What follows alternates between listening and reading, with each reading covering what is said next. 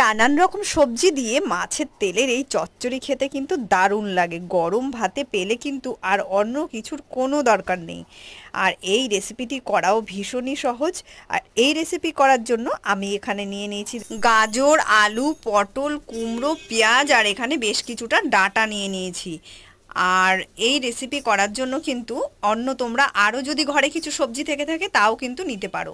মানে পাঁচমিশালি সবজি করতে যা যা নেওয়া যায় মোটামুটি আমার কাছে ঘরে এই সবজিগুলোই ছিল, তার জন্য আমি এগুলো নিয়ে নিয়েছি। এইদিকে একটা কড়াই খুব ভালো করে গরম করে নিয়েছি, তাতে তেল দিয়ে এবার পেঁয়াজ কুচিটা প্রথমে দিয়ে দিলাম আলু। এবার একটুখানি লবণ এখানে অ্যাড করে দিলাম। পেঁয়াজ আর আলু একটু নেড়ে চেড়ে কয়েক মিনিট ভেজে নেব।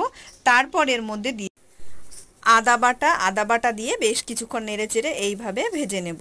এবারে দিয়ে দিলাম গাজর দিয়েও একটু নেড়েচেড়ে নেব। গাজর দিয়ে একটু নেড়েচেড়ে নিয়ে অন্যান্য সমস্ত সবজিগুলো এখানে অ্যাড করে দেব। একে একে সব সবজিগুলোই দিয়ে দিলাম। এবারে হাই আছে বেশ কিছুক্ষণ নেড়েচেড়ে নেব। 1 চামচ লবণ অ্যাড করে দিলাম আর দিয়ে দিলাম 1 চামচ মতো হলুদ গুঁড়ো।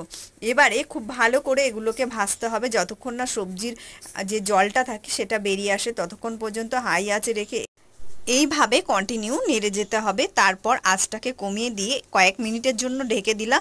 মিনিট 6-7 পরে ঢাকনাটা তুলে নিয়ে আরও কয়েক মিনিট এইভাবে ভেজে নেব। এইভাবে ভাজতে ভাজতে আবারও এটাকে কয়েক মিনিটের জন্য ঢেকে দেব। বন্ধুরা, আমার এই রেসিপি যদি তোমাদের ভালো লেগে থাকে তাহলে অবশ্যই চ্যানেলটিকে ফলো করে পাশে থেকো। আর যদি ইউটিউব থেকে দেখে থাকো চ্যানেলটিকে সাবস্ক্রাইব করে দেও। সমস্ত সবজিগুলো যখন বেশ ভালোভাবে সেদ্ধ হয়ে আসবে তখন এখানে আমি 1 চামচ মতো লঙ্কার গুঁড়ো দিয়ে দিলাম। আমি আর কোনো মশলা কিন্তু এখানে ইউজ করিনি সেইভাবে। এবার লঙ্কার গুঁড়োটাও ভালোভাবে সবজির মধ্যে মিশিয়ে নিলাম। আবারও কয়েক মিনিট ঢেকে দিয়েছিলাম। ঢাকনা তুলে এবারে আরও কয়েক মিনিট এইভাবে নেড়ে চেড়ে নিলাম। এবারে যে মাছের তেলটা আমি নিয়েছি সেই তেলটা খুব ভালো করে পরিষ্কার করে নিয়েছি। সেই মাছের তেলটা এবারে এর মধ্যে দিয়ে দেব। একদম জল ঝরিয়ে নিতে হবে। মাছের তেলটা দিয়েও কিন্তু গ্যাসটাকে বাড়িয়ে দিতে হবে যাতে মাছের তেলটা থেকে ভালোভাবে তেলটা বেরিয়ে আসে। যতক্ষণ না মাছের তেলের মধ্যে থেকে তেল বেরিয়ে আসছে ততক্ষণ পর্যন্ত কিন্তু এইভাবে নেড়ে যেতে হবে। এইভাবে নাড়তে নাড়তে মাছের তেলের ভেতরের তেলটা গলে গিয়ে সমস্ত সবজির মধ্যে মিশে যাবে। তো তখন এর মধ্যে আমি একটুখানি চিনি অ্যাড করে দিয়েছি।